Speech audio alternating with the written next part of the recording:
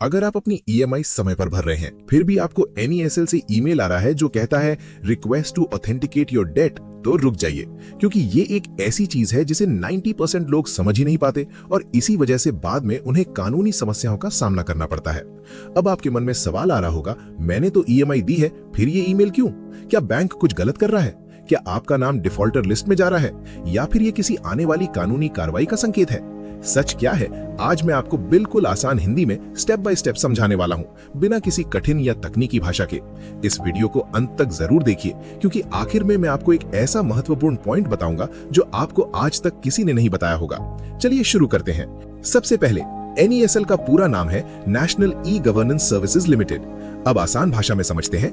एनईएसएल एक government backed company है जिसे बनाया गया है ताकि लोन और डेट से जुड़ी सारी इंफॉर्मेशन को डिजिटली रिकॉर्ड और वेरीफाई किया जा सके। अब सवाल आता है, एनईएसएल कब और क्यों बनाया?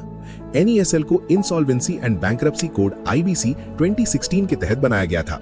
इंसॉल्वेंसी एंड बैंक्रप्सी कोड यानी आईबीसी एक ऐसा कानून है जो उन मामलों को संभालने के लिए बनाया गया है जहां कोई व्यक्ति, कंपनी, पार्टनरशिप फर्म अपने लोन चुकाने में असमर्थ हो जाता है। आईबीसी आने से पहले भारत में लोन रिकवरी और डेट रिकवरी के मामले अलग अलग कोर्ट्स और ट्रिब्यूनल्स में कई सालों तक चलते रहते थे। इस वजह से बैंक्स और फाइनेंशियल इंस्टीट्यूशंस को अपना लोन वापस लेने में बहुत परेशानी होती थी। आईबीसी को लाने का मुख्य उद्देश्य था इंसॉल्वेंसी प्रोसेस को एक टाइम बाउंड प्रोसेस के अंदर पूरा करना, बैंक्स और लेंडर्स के लिए डेट रिकवरी को बेहतर बनाना, बेवजह लंबे समय तक चलने वाली कोर्ट केसेस को रोकना, इंडिया में बिजनेस कॉन्फिडेंस और इन्वेस्टमेंट एनवायरनमेंट को मजबूत करना। लेकिन परेशानी ये था, बैंक्स और फाइनेंशियल इंस्टीट्यूशंस के पास लोन का डेटा अलग अलग जगह पर होता था, जिसकी वजह से डिस्प्यूट, फ्रॉड और कंफ्यूजन बहुत ज्यादा होता था। इसी प्रॉब्लम को सॉल्व करने के लिए सेंट्रलाइज्ड इलेक्ट्रॉनिक डेटाबेस बनाने की जरूरत पड़ी और यहीं से एनईएसएल का जन्म हुआ। अब तीसरा सवाल, एनईएसएल को किसने बनाया? एनईएसएल को बैंक्स और नॉन बैंकिंग फाइनेंशियल इंस्टीट्यूशंस द्वारा प्रमोट किया गया है, जिनके पास 51% शेयर है और बाकी का शेयर गवर्नमेंट ऑफ इंडिया के पास होता है। और ये काम करता है under the supervision of insolvency and bankruptcy board of India IBBI. यानी ये कोई प्राइवेट रैंडम कंपनी नहीं है, बल्कि ये एक ऑथराइज्ड इंफॉर्मेशन यूटिलिटी है।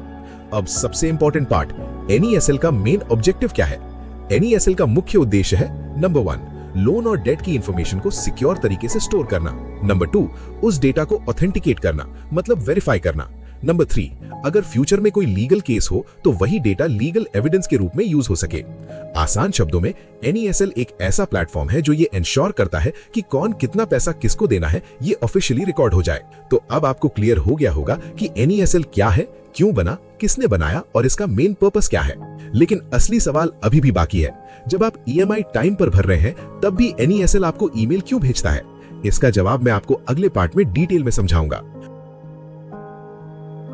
बहुत लोग सोचते हैं कि एनईएसएल का ईमेल मतलब मैं डिफॉल्टर हूं, लेकिन सच्चाई इससे बिल्कुल अलग है।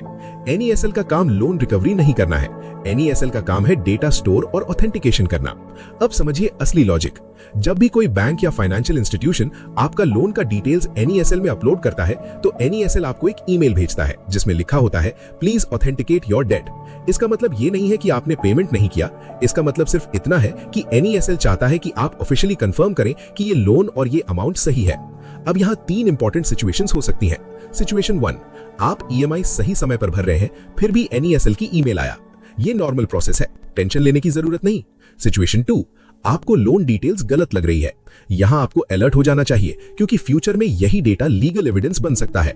सिचुएशन 3, आपने ईमेल इग्नोर कर दिया, तब भी एनईएसएल बाय डिफॉल्ट अपना डेटा डीम्ड ऑथेंटिकेटेड मान सकता है और बाद में डिस्प्यूट करना मुश्किल हो सकता है। एनईएसएल का ईमेल कोई वार्निंग नहीं है, ये एक लीगल वेरिफिकेशन प्रोसेस है। लेकिन यहां पर एक बहुत बड़ा रिस्क छुपा हुआ है। अगर आपने बिना समझे ऑथेंटिकेट कर दिया, तो आप अननोइंगली उस डेट को लीगली एक्सेप्ट कर रहे हैं, और अगर आपने इग्नोर कर दिया, तो फ्यूचर में आपको प्रूव करना मुश्किल हो सकता है कि डेटा गलत था। तो सही करना क्या चाहिए? यही सबसे इंपॉर्टेंट पार्ट है। ऑथेंटिकेट करना चाहिए, डिस्प्यूट करना चाहिए या इग्नोर करना चाहिए?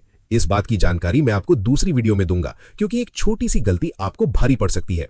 हमारे साथ बने रहने के लिए वीडियो को लाइक करें और चैनल को सब्सक्राइब करें।